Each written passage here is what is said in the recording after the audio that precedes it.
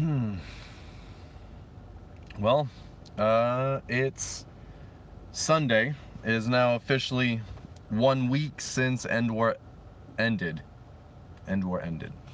But, yeah, due to politics, I actually have to be at work today. Don't have to do much right now, just waiting for my second shift to start. And I figure I'm just gonna get my thoughts out there. Really don't expect us to be too widely viewed, but nonetheless, I've been watching a lot of people discussing their thoughts on HvZ Endwar, and I was like, I kind of want to get mine out too. And whatever. What's up, Devin? So, Nerf Modding 547, Dano, what's up, everybody?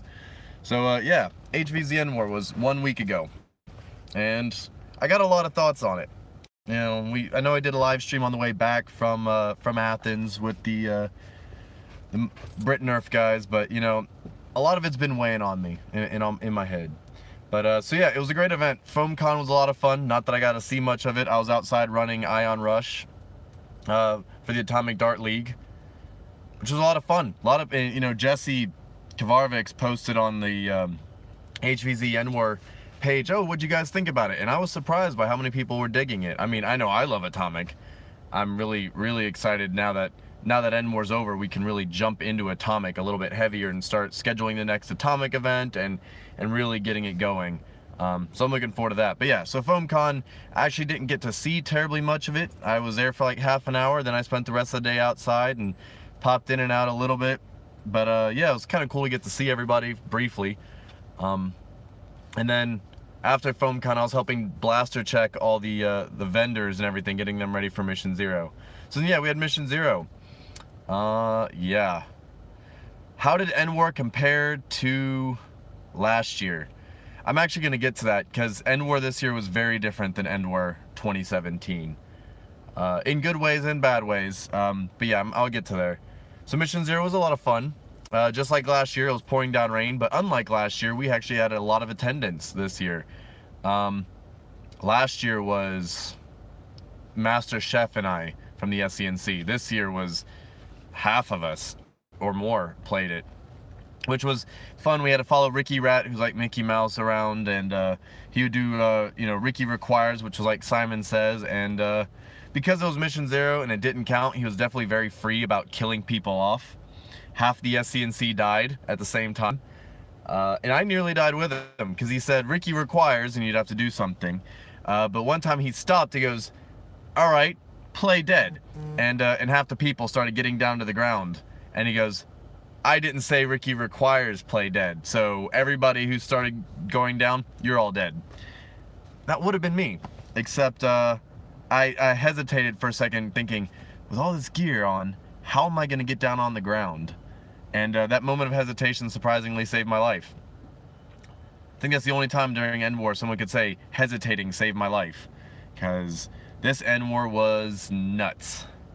But yeah, I guess to wrap up Mission 0, and then we did really well, didn't see many zombies, lots of rain, and then all of a sudden Ricky Requires you to die. So I had this great big smile on my face, because that was one of the things with the whole Dismo was have a smile. So out there shooting, it was creepy. What's up, Ray? Mac, everybody, hello. Right, so I didn't get much sleep. Sleep deprivation messes with me, guys. I mean, as it messes with everyone. There's a reason it's used as a form of torture.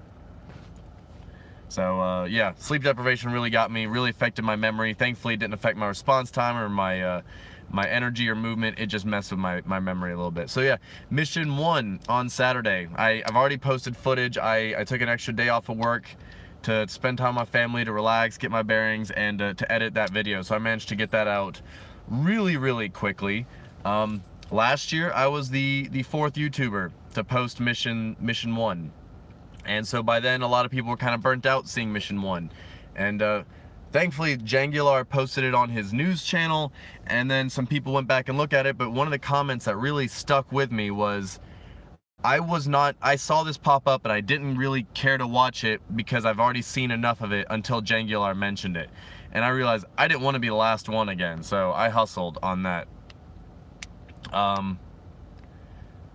Dano, not really. There weren't really many zombie things there. The one of them he did say was Ricky requires you to hold your blaster upside down, and if you didn't, he killed you.